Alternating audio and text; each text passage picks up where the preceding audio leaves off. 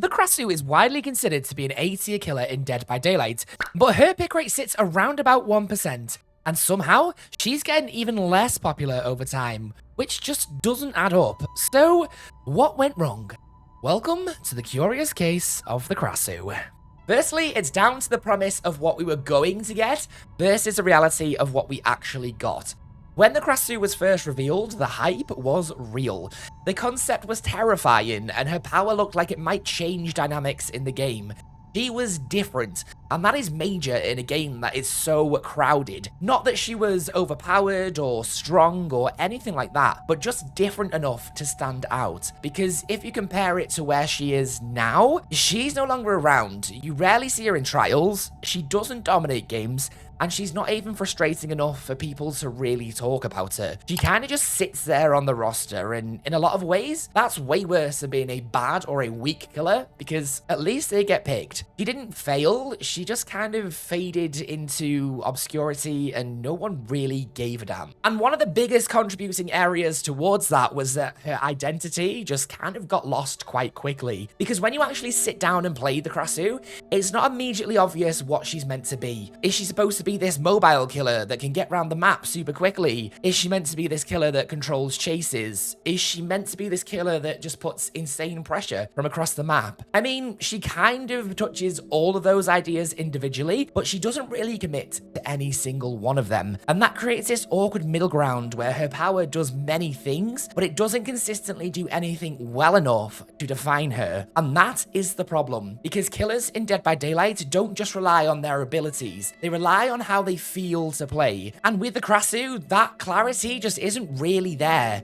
And the interesting part is that the lack of clarity didn't just come out of nowhere, because when Krasue was first released, she was absolutely dominating Dead by Daylight. She was so strong, her chases had an impact, and every player whacking their tentacles around were living their best life. The most important part was that every trial felt like outcomes were more consistent. You could really start to understand what the Krasue was and how you could play her to your liking. But not long after her release, the nerfs came thick and fast, and she got toned down completely. I mean, it was fair enough because she did need to feel fairer, and she did need a clearer counterplay from a survivor point of view. No one's arguing with that, but the problem was that those changes didn't just lower her strength, they completely blurred the lines about what she was as a killer and how she was supposed to work. Her strongest aspects were completely pulled back, and that consistency we were talking about earlier, basically non-existent now. And that makes a huge impact, because when players experience that early on, it really doesn't tickle their pickle, and once a killer hits that zone, it's really hard for them to recover. Need I mention the Skull Merchant, for example? By the way, behavior, we're still waiting for that rework. And this leads us into what I would say is the biggest issue with the Krasue. Yes, she's weaker, that is fact, but also she feels very clunky to play now. When you're playing as the Krasue, especially in floating noggin form, everything just feels slow, and everything feels like you're on a delay. Your interactions just feel off. And that's because this strong concept that came out in the initial phase has just been taken to its absolute bare minimum. And in a game like Dead by Daylight, that matters way more than people think, because it's a fast-paced game that relies on timing and perspective. So even any small inconsistencies can start to add up and become this massive problem where people just don't want to play as that particular killer anymore. And if I'm being completely honest, it kind of feels like history repeating itself from the Deathslinger. One area of the Krasue's gameplay where you can really feel this is when she's in chase. Now, the chase ability is the bread and butter of any killer, and with the Krasue, the flow just feels disjointed. When you're switching from head form to human form, it doesn't always feel like a smooth interaction. It can really interrupt your momentum, and it can break any rhythm that you've got in a chase. And moments where you should feel like you're in control, they descend into chaos because everything doesn't feel connected, and you end up with these kind of stop-start interactions that just throws you off as a player. It's not as extreme as with the twins,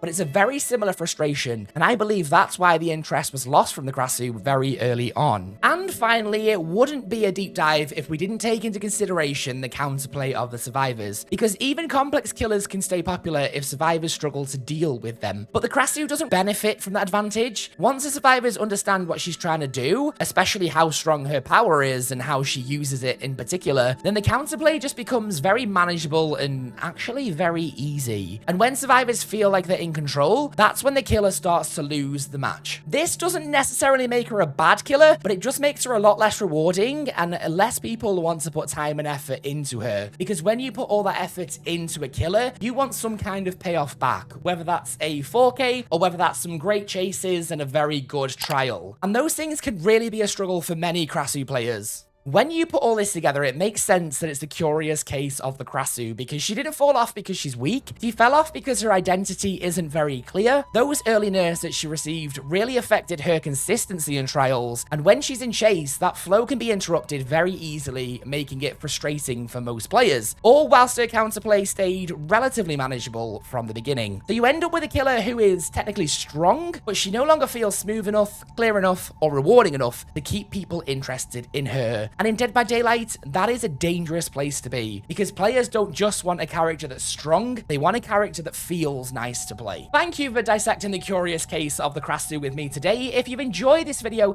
make sure you give it a thumbs up, because it really does help out. And if you enjoy these kind of killer breakdowns, where we look at why killers feel the way they do, not just how strong they are, that's exactly what we focus on this channel. So make sure that you subscribe to catch future content before anybody else. But until next time, I will see you then.